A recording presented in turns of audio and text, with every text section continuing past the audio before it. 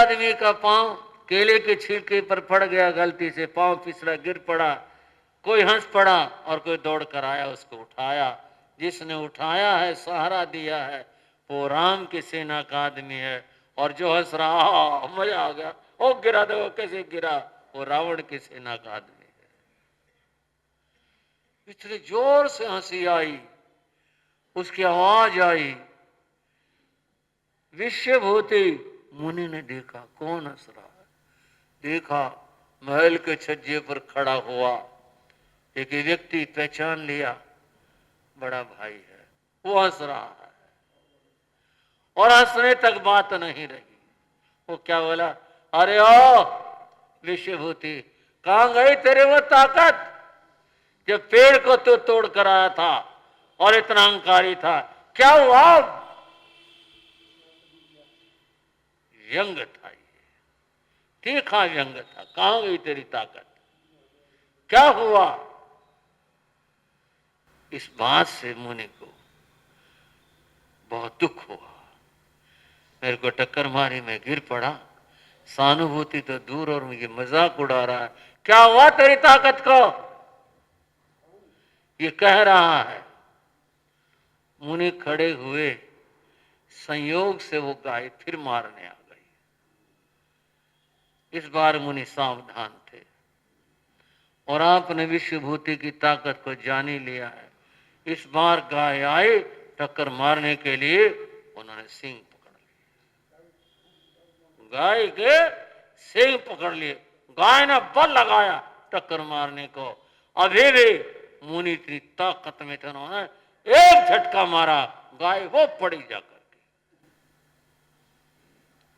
गाय जैसी एक शक्तिशाली जानवर एक झटके में उसको ऐसा कर दिया, वो पड़ी। और फिर वो छज्जे से जो देख रहा था, मुनि को क्रोध आ गया। बोले, ओए नीचे आ तू, आ तुझे मैं बताता हूं मेरी ताकत कहां गए, आ नीचे उतर तू। वो तो घबरा गया, राजा डर गया, ये तो मारेगा, ये जान से मारेगा। वह तो छज्जे से एकदम अंदर कमरे में भागा। उसने सेवकों को कहा, महल के दरवाजे बंद कर दो, कोई अंदर ना आ जाए, दरवाजे बंद कर दो। महल के दरवाजे बंद करवा दिए, डर के मारे। मुनि खड़े हुए बोले, कायर कहीं का, अब आता ना तू, बताऊं तुझे। मेरे ऊपर हंसने लग रहा था, मैं पूछ रहा था वो ताकत कहां गई, मैं बताता तुझे। फिर मुनि का उपदेश, गुरु का उपदेश याद आया। अक्रोधेन जिने को हम, क्षमा से क्रोध को जीतो। क्रोध आ गया, आना नहीं चाहिए था, मुनि है, क्रोध आ गया, कोई बात नहीं। पसीना को पोंछ लिया, पड़े हुए पात्र उठा लिए। भिक्षा के लिए आए थे, 1 महीने के तपस्वी थे। मन में ग्लानि आ गई, क्या इस शरीर के लिए मारे मारे फिरते हैं, ऐसे करते हैं, छोड़ो, क्या आहार की गवेषणा करें, चलो वापिस। वापिस हो गए, चले गए, वापिस चले गए, वन में चले गए। पर मन में तो खेद था, परंतु अपने क्षमा भाव से उन्होंने अपने आप को बहुत रोका, बहुत रोका। फिर भी मन की जो एक फिल्म है वो चल रही थी। देखो वहां था, मैंने इसे कुछ नहीं कहा, इसने बाग से निकलवाया, मैंने कुछ नहीं कहा। अब यहां इसने भरे बाजार मेरा अपमान किया और पूछ, कहां गया तेरा बल, मेरे पूछ रहा है। आज मैं इसको बता दी, तब बल की बात। अगर ये नीचे आ जाता, नहीं विश्वभूति तो ये मत सो, तो क्षमा कर दे उसको, मैं क्षमा करता हूं।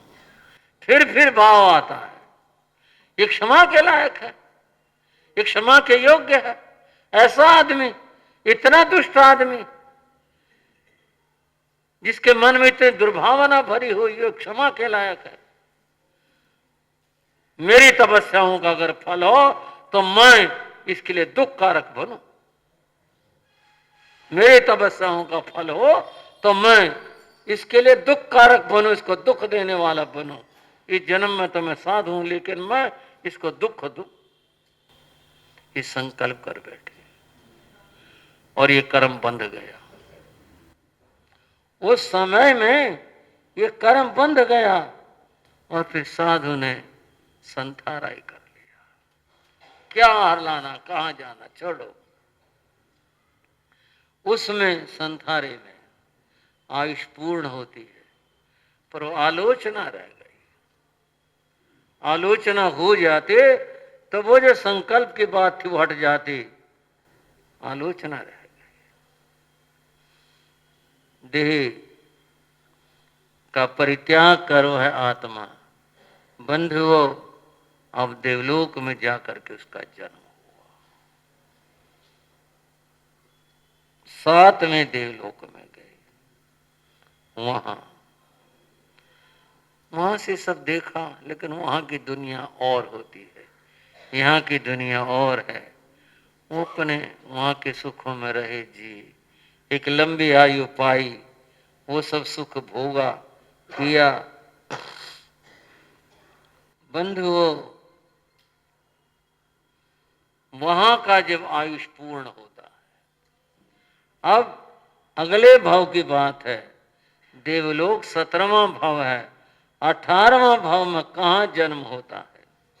उस समय इस धरा के ऊपर, अब ये आप कर्मों का सारा मामला देखेंगे कैसे और क्यों कर चलता है। इस धरा पर पोतनपुर नाम का नगर था। क्या नाम था भाई? पोतनपुर नाम का नगर था, और वहां प्रजापति नाम का राजा राज्य करता था। उसके 2 रानियां थी। उसके एक रानी से इस जीव ने, विश्व भूति के जीव ने कहो या नैसार के जीव ने, पुत्र के रूप में जन्म लिया। जो दूसरी रानी थी उसने भी पुत्र को जन्म दिया, उसका नाम अचल रखा गया, और इसका नाम त्रिपृष्ठ रखा गया। क्या नाम रखा? त्रिपृष्ठ रखा गया। समीप के जन्म थे, दोनों भाई बड़े प्रेम और प्यार से बढ़े, पढ़े, युवा हुए। यहां भी एक बात हुई, ये त्रिपृष्ठ बहुत बलवान था। बलवान क्यों और कैसे, आपकी जानकारी में बात आ जाए। यह वासुदेव का जन्म है इनका। किसका जन्म है? वो जो भगवान ऋषभ देव ने फरमाया था कि ये मरीचि बड़ी अद्भुत आत्मा है, यह एक जन्म में वासुदेव बनेगा, ये वो भाव है। जो बड़ा भाई है अचल, वो बलदेव है। दोनों में बड़ा प्यार था, बहुत इकट्ठे रहते, प्रेम प्यार से रहते। इस तरह से युवा हो गए, बड़े हो गए, सब जगह चर्चा होने लगी कि ये जो त्रिपृष्ठ है ये बहुत ही बलवान है, और अब इसके रहते हुए हमारा राज्य पूरी तरह सुरक्षित है, इतना बलवान है। ये चर्चा हुआ करती थी। अब बात थोड़ी सी इसी प्रसंग की दूसरी शाखा की यह है, विश्वभूति का जो बड़ा भाई विशाखानंदी था, जिसने हंसी उड़ाई थी, किया था, वह जीव भी अपने जन्म मरण करता हुआ रतनपुर के राजा के यहां पर जन्मा था, और यहां उसका नाम अश्वग्रीव रखा गया। इसने भी कुछ करने के कुछ हुआ, और यह प्रतिवासुदेव बना। क्या बना? प्रतिवासुदेव बना। प्रतिवासुदेव भी बहुत बलवान होता है। प्रतिवासुदेव ने राज्य का विस्तार किया अपने, और नाम इसका अश्वग्रीव है। पूरा तो नहीं, सारे 3 खंड पूरे तो नहीं, लेकिन बहुत कुछ जीत लिए। इसी का डंका बजता था, इतना बड़ा साम्राज्य हो गया। पूरे नहीं तो थोड़े से कम सही इतना बड़ा राज्य जीत लेना कितनी बड़ी बात है। इतना विस्तार राज्य का हुआ। एक दिन अश्वग्रीव अपनी राज्य सभा में बैठा हुआ था, सभा लगी हुई थी। एक कोई नैमित्तिक ज्योतिषी आया, राजा ने सम्मान किया, आओ बैठो ज्योतिषी जी। राजा ने कहा आपसे कुछ पूछे बता सकते हो? महाराज जो आएगा जरूर बताऊंगा। फरमाओ। बोलो क्या बात है? मैं ये जानना चाहता हूं मेरी मृत्यु सतह होगी या परतः होगी, अपने आप से होगी या किसी के द्वारा होगी, आप हमें ये बता दीजिए। ज्योतिष ने ज्ञान लगाया, बोले जी पहले बताऊंगा बाद में क्षमा कर दो। क्षमा किया। बोले आपकी मृत्यु परतः होगी, दूसरे के हाथ से होगी। दूसरे के हाथ से होगी इसका मतलब मैं कहीं युद्ध में कहीं पर पराजित हो जाऊंगा और मारा जाऊंगा किसी के द्वारा, इसका तो ये अर्थ हुआ। आप सोच सकते हैं। ज्योतिषी जी एक बात और बताओ। महाराज बोलो, वो जो आप बता रहे हो मेरी मृत्यु परतः दूसरे के हाथ से होगी, उस आदमी को मैं कैसे जान सकता हूं? ये बड़ा मुश्किल है। नहीं बताओ, अब आपको बताना होगा। कौन हो सकता है वो? ज्योतिषी ने फिर अपना ज्ञान लगाया, बोला जो निहत्था आदमी शेर को मार दे आपकी मृत्यु उसके हाथ से होगी। जो निहत्था आदमी बिना शस्त्र के शेर को मार दे आपकी मृत्यु उसके हाथ से होगी। यही इसका चिन्ह है। ठीक है, आपने बताया, बड़ी अच्छी बात। पुरस्कार देकर उसको विदा किया। अब एक चिंता रहने लगी इस बात की, कौन हो सकता है, कहां हो सकता है ऐसा आदमी जो शेर को मार दे। चलो पता लगेगा, उससे पहले हम उसको खत्म करवाने की कोशिश करेंगे। वो यही सोचता रहेगा। एक बार अश्वग्रीव अपनी राजसभा में बैठा हुआ था, बाहर द्वार के बाहर काफी सारे लोग आए। उन्होंने कहा हम कुछ प्रार्थना लेकर आए। द्वारपाल से कहा मैं आगे जाने की अनुमति दे दो। द्वारपाल ने महाराज से पूछा, बोला हाँ प्रजा आई है, बुलाओ। प्रजाजन आ गए, काफी सारे आदमी थे, हाथ जोड़ के खड़े हो गए। बोलो क्या बात है, क्या तकलीफ है? बोले महाराज हमारे खेतों में कहीं से एक शेर आ गया है और वो खूंखार है, आदमखोर है। हर रोज दुर्घटनाएं होती हैं, फलानी जगह आदमी मार दिया, उसको उठा के ले गया, वहां मार दिया, उठा के ले गया। हमने बड़ी कोशिश कर ली उसको रोकने की, लेकिन वो काबू में नहीं आता। हमारी रक्षा करो, ऐसे तो गांव उजड़ जाएंगे, हम लोगों को जाना पड़ेगा। वो इतना खूंखार है, हर रोज दुर्घटनाएं होती है, कभी कहीं होती है, कभी कहीं होती है। महाराज हमारी रक्षा करो।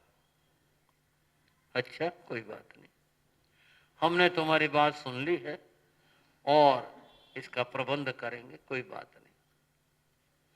मंत्री से परामर्श किया, मंत्री सेना को भेजें, किसकी ड्यूटी लगाएं, क्या करें, कुछ न कुछ।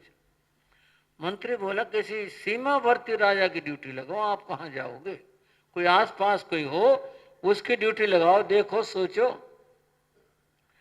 बोले जो पोतनपुर नरेश है प्रजापति, ये इनके पास लगता है, उसकी सीमाएं। तो प्रजापति जो है, पोतन कथा याद होगी ना जो मैं बता रहा हूं, जिनके बेटे ये अभी बात हो रही थी त्रिपृष्ठ की, उसके पिता की बात हो रही है। ये उसकी ड्यूटी लगाओ कि भाई तो जा और शेर का समाधान कर, उसकी ड्यूटी लगाओ। हाँ ये बात ठीक है, ये बात सही है। राजा ने तो और भी बातें सोच ली। सुनते हैं उसके दो लड़के बड़े बलवान हैं और बहुत ताकतवर, हर रोज उनकी कोई ना कोई बात आती रहती है। कहीं भी कुछ हुआ उनके विजय के बाद सुनते रहती, ये तो अच्छा हुआ। राजा ने अपने दूत को भेजा और कहा जाओ, पोतनपुर जाओ और राजा प्रजापति को हमारी ये पत्र हमारा दे देना। ठीक है महाराज। वो बहुत छोटा राजा था, अश्वग्रीव के सामने वो तो बहुत बड़ी चीज थी, वो तो बहुत छोटा था। वो गया, राजसभा लगी थी, प्रजापति सिंहासन पर बैठे थे। वो गया दूत, उसने जाकर के सिंहासन को एक ठोकर मारी। अब ये तो बहुत बड़ी बात होगी, राजा के सिंहासन को और ठोकर मार देना। ठोकर मारी, ठोकर मार करके उसने जो पत्र था वो भाले की नोक में टांगा और आगे कर दिया। इससे ज्यादा अभिमान और क्या होगा।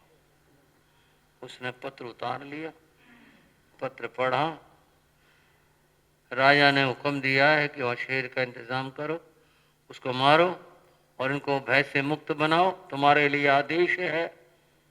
अच्छा भाई। राजा प्रजापति कुछ नहीं बोला, उसका सम्मान और करवा। क्यों? इतने बड़े राजा का राजदूत है, सम्मान करवाया और उसको विदा किया। ये बात त्रिपृष्ठ को और अचल को, जो वहां थे, उन्हें बहुत बुरी लगी। बोले ये क्या तमीज थी इस आदमी की, होगा बड़े राजा का दूत, तो ये क्या बात हुई, यहां इसने क्या ताकत दिखाई। दोनों भाई राजसभा से निकल गए और वो जा रहा था दूत, सामान लिए हुए, जो कुछ भेंट दिया राजा के लिए भेंट दी और उसको भी भेंट दी, वो जा रहा था। त्रिपृष्ठ आया, उसने यहां पकड़ा उसे, एक मारा उसको थप्पड़। कौन है तू? मैं हाँ, तू बता कौन है तू? मैं महाराजा सुग्रीव का दूत। दूत है? अब तू क्या आता है, शर्म नहीं आई? सिंह एक और मार।